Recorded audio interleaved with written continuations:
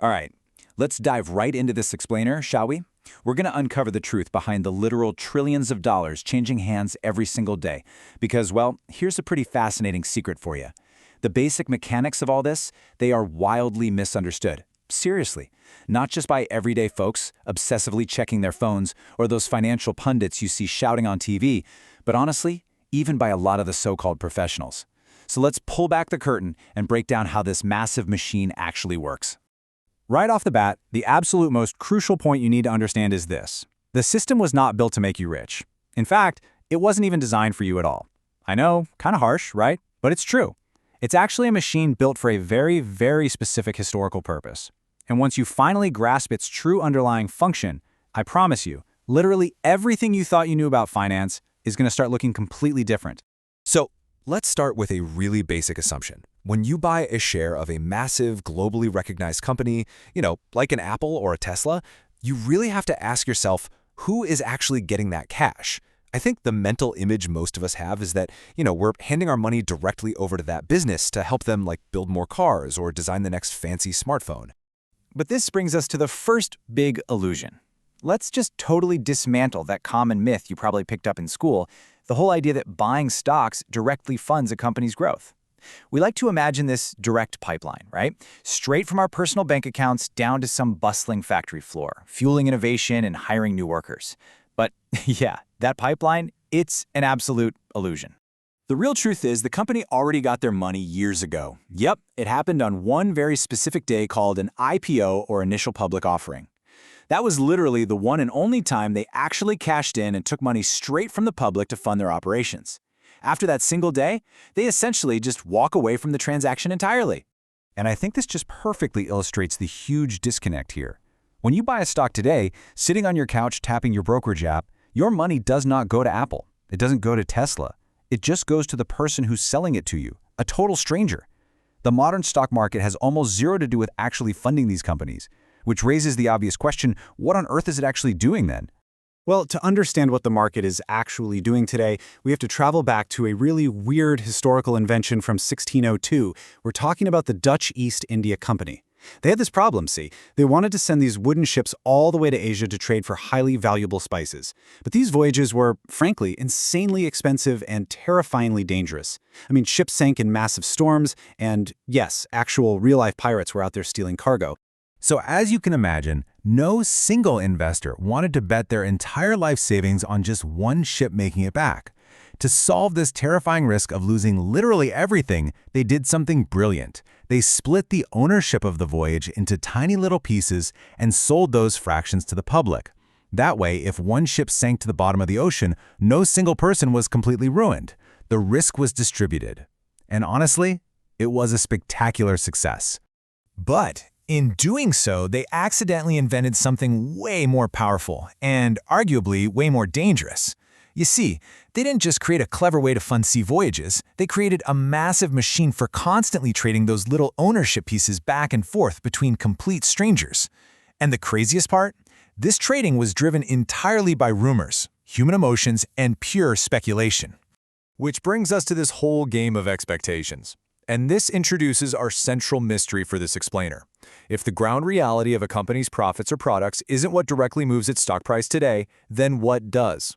Seriously, why does a company get on TV and announce record-breaking revenue only for its stock to inexplicably fall off a cliff the very next morning? Well, the legendary economist John Maynard Keynes actually explained this phenomenon perfectly. He pointed out that you aren't betting on the company itself anymore. Nope, you're betting that other people will value that stock more in the future. He compared it to a beauty contest, but a weird one, where you don't pick the face you personally think is prettiest, you pick the face you think everyone else is going to think is prettiest. Mind-bending, right? You are trading expectations of reality, not the reality itself. To see how this market versus reality dynamic builds into total real-world chaos, we just need to look at the incredible GameStop anomaly from 2021. You probably remember this. GameStop was a brick-and-mortar video game retailer that was, honestly, by almost every fundamental financial metric, a dying business. Stores were closing up, revenue was shrinking, it wasn't looking good. Now, the big Wall Street hedge funds, they correctly bet that GameStop's fundamentals were terrible. They looked at the cold, hard business reality and they shorted the stock, betting it would drop.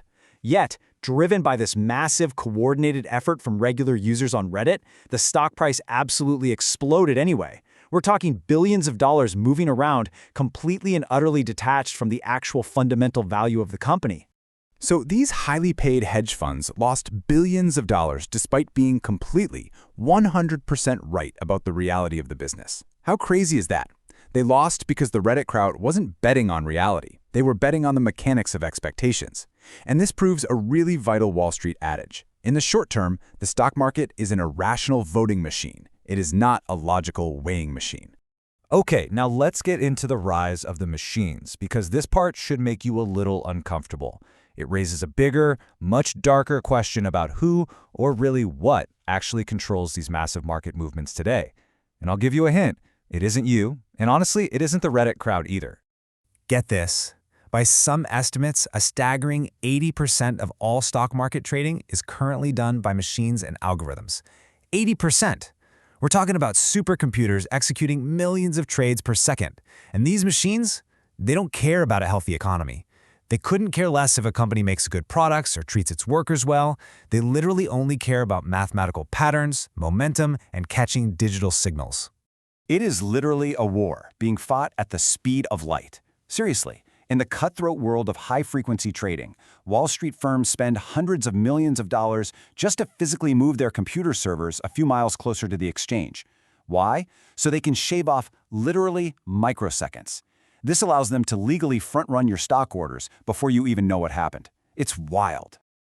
So that brings us to where the money has to go. Now, you might still assume that, okay, sure, at a macro level, the market must still reflect the broader world, right? Wrong. The reality is that the stock market and the actual everyday economy are two completely different things. They operate on entirely different engines. Just look back at the year 2020. The actual, real-world economy was in absolute freefall. Millions of people were losing their jobs. Small businesses on Main Street were closing their doors permanently left and right. Yet, simultaneously, while all that suffering was happening, the stock market crashed very briefly and then went on a massive tear, having one of its best, most lucrative years in decades. How does that make any sense? Well, this massive paradox happened because the central bank slashed interest rates to zero and pumped literal trillions of dollars into the financial system. Suddenly, regular savings accounts paid absolutely nothing in interest, so investors were basically forced to pour massive mountains of cash into stocks simply because there was nowhere else for that money to go to get a decent return. The money just had to go somewhere. So, let's pull all of this together and talk about playing the real game. As we've seen, the market transformed from a noble 17th century risk-sharing tool for wooden ships into a highly complex, self-referential belief system. It's a system today that's heavily manipulated by lightning-fast computer algorithms and the massive, unending flow of central bank money. But wait, don't walk away thinking the conclusion here is that the market is just a giant scam. It's not. Simple, boring index funds still create massive, life-changing, long-term wealth for normal people every day, consistently outperforming the so-called professionals.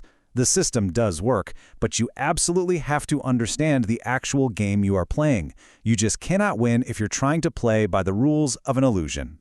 Think about this. Right now, a computer algorithm just processed 10,000 highly calculated trades in the time it took you to watch this explainer. It doesn't know your name. It certainly doesn't care about your personal retirement goals. It just follows the data, leaving you with one final, incredibly important question to ponder. In this giant machine built on expectations and light-speed math, are you the signal, or are you just the noise?